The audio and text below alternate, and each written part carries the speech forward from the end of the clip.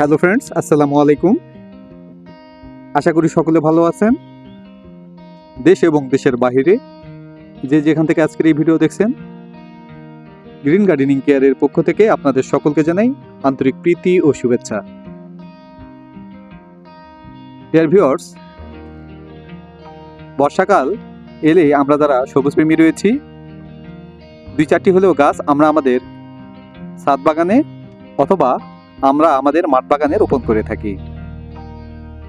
কেননা বর্ষাকালই হচ্ছে গাছ রোপণের সব থেকে উৎকৃষ্ট সময়। আর এই জন্যই আমি অনলাইন থেকে কিছু সাইটাস জাতীয় গাছ সংগ্রহ করেছি। আমরা যারা অনেকেই নতুন ছাদ বাগানে রয়েছি, আমাদের মনে অনেক ধরনের প্রশ্ন এসে যায় যে কোন সাইটাস জাতীয় গাছগুলো ছাদ বাগানের জন্য সব থেকে ভালো ফলন দিয়ে যাচ্ছে এবং খেতে অত্যন্ত সুস্বাদু এবং মিষ্টি। এই গাছগুলো অত্যন্ত সুলভ মূল্যে আমরা কার কাছ থেকে সঠিক জাতি সংগ্রহ করতে পারি। তো আপনাদের মনে থাকা এরকম সকল প্রশ্নের উত্তর নিয়ে সাজিয়েছি আজকের এই ভিডিওটি। অতএব ভিডিওটি অত্যন্ত গুরুত্বপূর্ণ হতে চলেছে, তাই ভিডিওটি কেটে কেটে বা স্কিপ করে না দেখে ভিডিওটি শুরু থেকে শেষ পর্যন্ত দেখার অনুরোধ রইল। আর আপনারা যারা আমার এই চ্যানেলে নতুন, পরবর্তীতে গার্ডেনিং বা কৃষি সংক্রান্ত বিভিন্ন ধরনের ভিডিও পেতে হলে চ্যানেলটি সাবস্ক্রাইব করে পাশে থাকা অল নোটিফিকেশন বেলটি অন করে রাখবেন। আর যারা ইতিমধ্যেই আমার এই চ্যানেলের সদস্য হয়েছেন, আপনাদের প্রত্যেককে জানাই অসংখ্য ধন্যবাদ। তো চলুন ভিডিওটি শুরু করা যাক।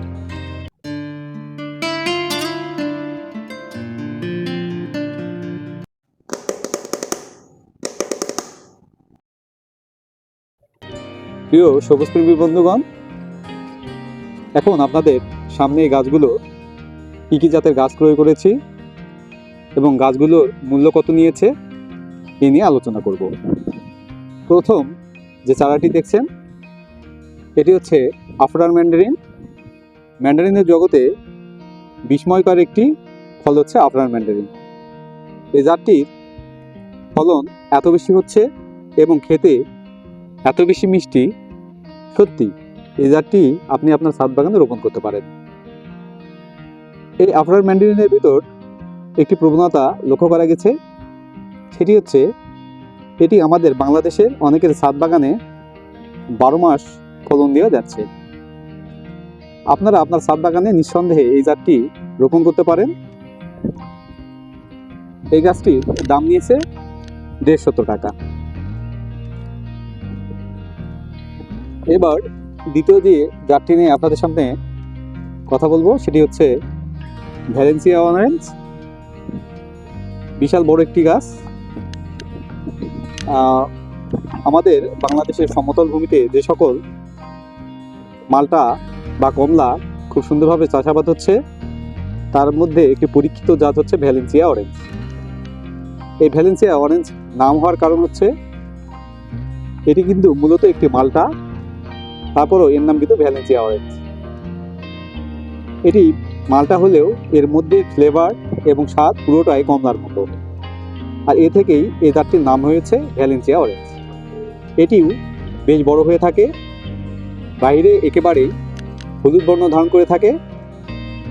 এই গাছটির মূল্য নিয়েছে 150 টাকা।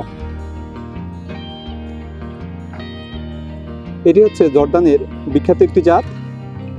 এটি হচ্ছে সিমসিমিয়া অরেঞ্জ। এই জাতটিও বেশ বড় হয়ে থাকে, বাইরে হলুদ বর্ণ ধারণ করে থাকে এবং ভিতরেও একেবারেই হলুদ বর্ণ ধারণ করে থাকে। এই জাতটির ভিতরে বেশ রসালো হয়ে থাকে। এই গাছটির মূল্য নিয়েছে 150 টাকা। এই গাছটিও ছাদ বাগানে রোপণ করার মতো একটি আদর্শ একটি জাত। এরপর যেটি নিয়ে আলোচনা করব, এটি বাংলাদেশের বর্তমানে আলোচিত একটি জাত, সেটি হচ্ছে সুইট ম্যান্ডারিন। এই ম্যান্ডারিনের জগতে এই জাতটি প্রায় 12 মাসই ফলন দিয়ে যাচ্ছে এবং এটি খেতে অত্যন্ত মিষ্টি। এর ব্রিক্স মান 20+ এসেছে, এজন্য অনেকেই এটিকে সুইট 20+ও বলে থাকেন। এটি সাইজে বেশ একটি বড় হয়ে থাকে না, একটি ছোট সাইজ হয়ে থাকে মোটামুটি, কিন্তু খেতে অত্যন্ত সুস্বাদু এবং মিষ্টি এবং 12 মাসই এটি ফলন দিয়ে যাচ্ছে।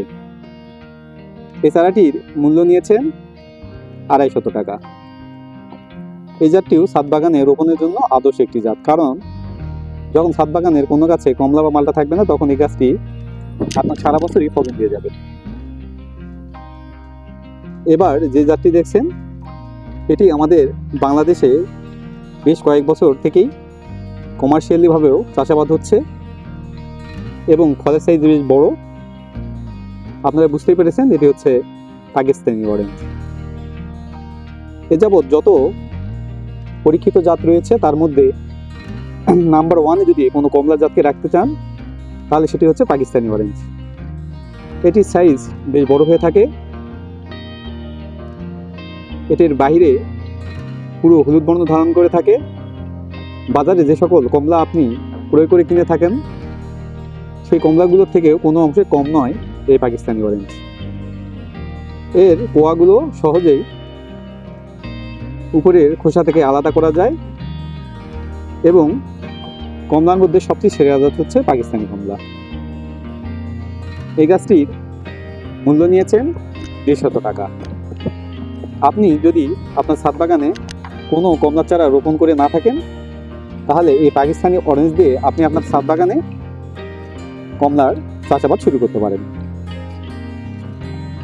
এবার যেটি দেখাবো সেটি হচ্ছে থাই-2 অরেঞ্জ। পাকিস্তানি অরেঞ্জের পর বর্তমান সময়ে আলোচিত একটি কমলা জাত হচ্ছে থাই-2 অরেঞ্জ।